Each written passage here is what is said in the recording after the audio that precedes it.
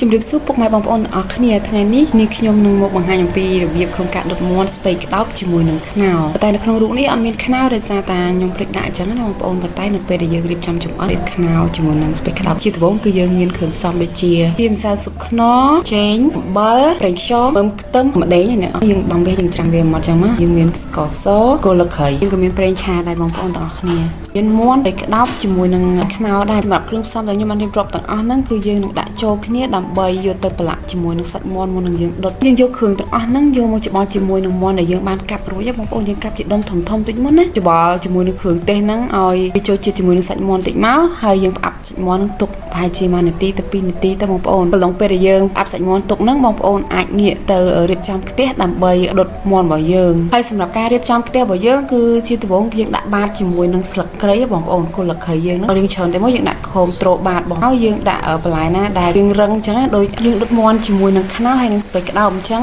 ស្ពៃក្តោបគឺយើងអត់តដាក់ទេណាយើងដាក់ខ្នោសិនព្រោះដោយសារខ្នោវារឹងហើយវា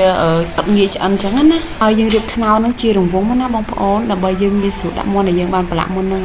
យកសាច់មាន់ដែលយើងបានផ្អាប់ទុកហ្នឹងយើងយកមករៀបពីលើខ្នោនេះមាន់ហ្នឹងរៀបចំធ្វើម៉េចឲ្យសព្វជុំវិញខ្នោរបស់យើងហ្នឹងទៅហើយចាំយើងបន្ថែមជាមួយនឹងប្រេងឆាដែលជាគ្រឿងផ្សំរបស់យើងដែរបងប្អូនបន្ទាប់ពីយើងបានរៀបចំរួចរាល់ហើយគឺយើងចាប់ផ្ដើមកាច់ហ្គាសហើយយើងបិទគម្របឆ្នាំងទៅបងប្អូនហើយយើងគ្រប់ទុកប្រហែលជា30នាទីបងប្អូនអាចប៉ើងគម្របទៅបន្ទាប់មកយើងអាចបន្ថែមជាមួយនឹងបន្លែយើងមួយទៀតគឺស្ពៃក្តោបបងប្អូនប៉ុន្តែខ្ញុំភ្លេចបញ្ជាក់បងប្អូនបន្តិចកំឡុងពេលយើងចម្អិនហ្នឹងគឺយើងគួរតែបើកភ្លើងកុំខ្លាំងពេកយើងបើកភ្លើងល្មមបានទេណាជៀសវាងរវាខ្លោចអញ្ចឹងណាបងប្អូន